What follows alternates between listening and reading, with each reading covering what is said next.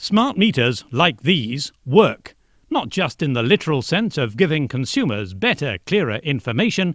They also change the way we do things, helping consumers to save money and cutting Europe's energy consumption.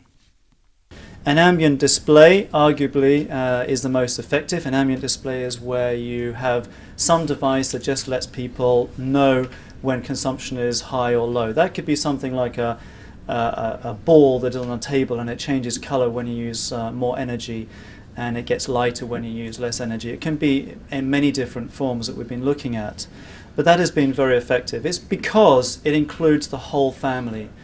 Phase 2 of the Empower Demand Report, the initial findings of which were unveiled in Brussels as part of European Sustainable Energy Week, suggests that there are 6 key stages in maximising consumer response. It begins with good communications delivered by independent official sources, governments for instance, or NGOs, because most consumers don't trust their energy suppliers. They feel trapped very often. They feel that they are paying bills that are unfair, that they don't understand why they are the way they are, the level they are. And so this trust is hard to win, and the utility has to approach the customer differently from how they've done in the past if they want to get customers involved in this smart energy in the future. Energy may come from any variety of sources, including renewables. But according to this survey of around 100 pilot schemes involving almost 500,000 residential consumers, many people think that utility companies are only out for profit. Why should they be urging their customers to consume less? The energy supply industry is a commercial industry, so they have to gain customers and they have to keep customers. That means that they are focusing much more on additional services, energy-related services that also include advice and technologies to save energy. By doing that, they can keep the customers that they would like to have. One way of overcoming consumer reluctance has been by making the process of adopting smart meters more enjoyable. The promise of saving on energy costs is a big part of the equation, but successful companies have to overcome customer indifference. One reason is that energy is naturally not fun, so therefore if you want them to get involved you have to make it fun. You might think that you can't make energy fun, but actually you can. It really is possible to different ways of communicating that can be fun, or it can be artistic, or can be surprisingly enjoyable for the customer.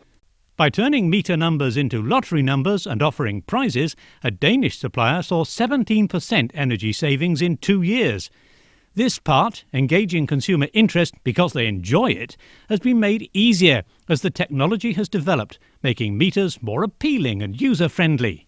In order to offer the consumer the facilities and possibilities to save energy, and also to make a more sexy product out of energy supply, you connect devices to the meter. So in the first place you think about the displays, and we heard today that it is very important to have also a good display, good information, ergonomic design.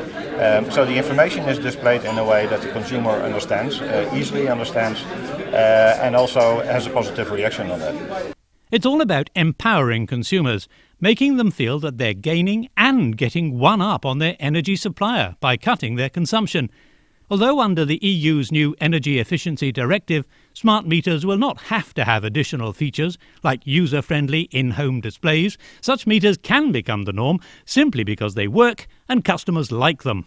On the one hand, we think it is a pity that it is not in the directive, that the directive missed these kind of requirements to say what should be inside the meter as a minimum functionality, such as the consumer interface. On the other hand, we see that the market is moving anyway, so many member states are already implementing a consumer interface, flexible tariffs, so a lot of functionalities where the consumer can have its benefit from the smart meter. There will be no overnight change, however. One thing the new report clearly shows is that progress cannot be rushed. It must be one step at a time. It's not just giving customers information, it's giving customers information in a way that is drip-fed to them, so that they don't just get a massive information that is just blinding them. They get information which means something to them, which they are informed, they understand what it's about, and they gradually are told new ways in which they can change their behaviour in order to save money, to save energy. With simple, understandable information and billing, with better understanding of how to save money, smart meters look like providing Europe's consumers with a more energy efficient and less expensive future.